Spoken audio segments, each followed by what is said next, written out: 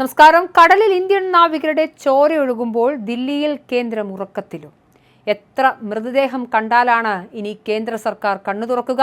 നടുക്കുന്ന ദൃശ്യങ്ങൾ പുറത്തുവിട്ട് നാവികർ. കപ്പലിന്റെ ക്യാബിൻ ലക്ഷ്യമിട്ട് വെടിയുതിർത്ത് 28 ഇന്ത്യക്കാരുടെ കപ്പലിൽ ചോരക്കളി. അമേരിക്കയോ ഇറാനോ എന്ന് നിശ്ചയമില്ല. കടലിൽ മലയാളി അടക്കമുള്ളവരുടെ ജീവൻ അപകടത്തിൽ.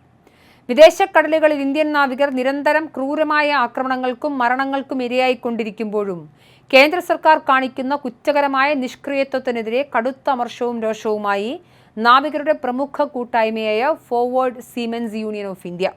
ഇനിയും എത്ര നിരപരാധികളായ മനുഷ്യർ കടലിൽ മരിച്ചു വീണാലാണ് കേന്ദ്ര അധികൃതരുടെ ഭാഗത്തു നിന്നും ശക്തമായ ഒരു പ്രതികരണമെങ്കിലും ഉണ്ടാവുകയെന്നും ഭരണാധികാരികളുടെ ഈ മൗനത്തിനും അവഗണനയ്ക്കും തങ്ങളുടെ ജീവനാണ് വിലയായി നൽകേണ്ടി വരുന്നതെന്നും നാവികർ കടുത്ത പ്രതിഷേധത്തോടെ ചോദ്യമുന്നയിക്കുന്നു. ഇറാൻ തീരത്തിന് സമീപം 28 ഇന്ത്യൻ നാവികരുമായി സഞ്ചരിച്ച ചരക്ക് കപ്പലിന് നേരെ ആക്രമണം നടക്കുന്നതിന്റെ ഞെട്ടിക്കുന്ന വീഡിയോഗ്രാഫ് ദൃശ്യങ്ങൾ പരസ്യമാക്കിക്കൊണ്ടാണ് നാവിക സംഘടന ഭരണകൂടത്തിനെതിരെ പ്രതിഷേധം കടുപ്പിച്ചത്.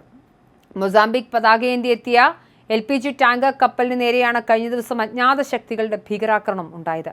കപ്പലിലെ നാവികർ വസിക്കുന്ന ക്യാബിനുകൾ ലക്ഷ്യമിട്ട് അക്രമികൾ ബോധപൂർവ്വം വെടിയുതിർക്കുകയും വൻ നാശനഷ്ടങ്ങൾ വരുത്തുകയും ചെയ്തതായി പുറത്തുവന്ന ദൃശ്യങ്ങളിൽ വ്യക്തമായി കാണാം. അന്താരാഷ്ട്ര വേദികളിലും സമുദ്രപാതകളിലും ഇന്ത്യൻ നാവികരുടെ ജീവന് സുരക്ഷ ഉറപ്പാക്കാൻ ശക്തമായ ശബ്ദമുയർത്താനോ കടലിലെ ദുരന്തങ്ങൾക്കിരയാകുന്ന പാവപ്പെട്ട കുടുംബങ്ങൾക്ക് താങ്ങാവാനോ കേന്ദ്ര സർക്കാരിന് സാധിക്കുന്നില്ലെന്ന് സംഘടന രൂക്ഷമായി കുറ്റപ്പെടുത്തി.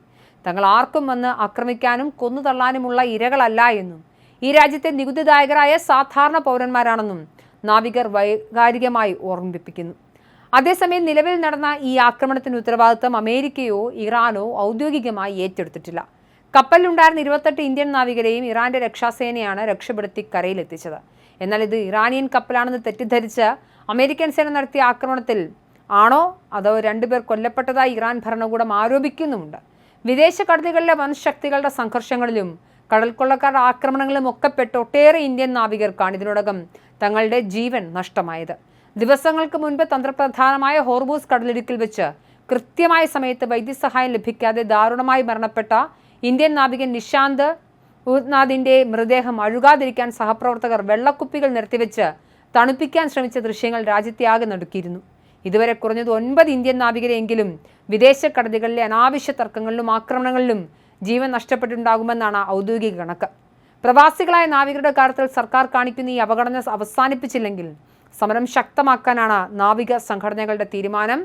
എന്തായാലും ഇറാൻ അമേരിക്ക യുദ്ധം തുടരുന്ന പശ്ചാത്തലത്തിൽ വലിയ ഭീകര അവസ്ഥയാണ് ഹോർമൂസ് അടക്കമുള്ള കടലിടുക്കുകളിൽ സംഭവിക്കുന്നത്.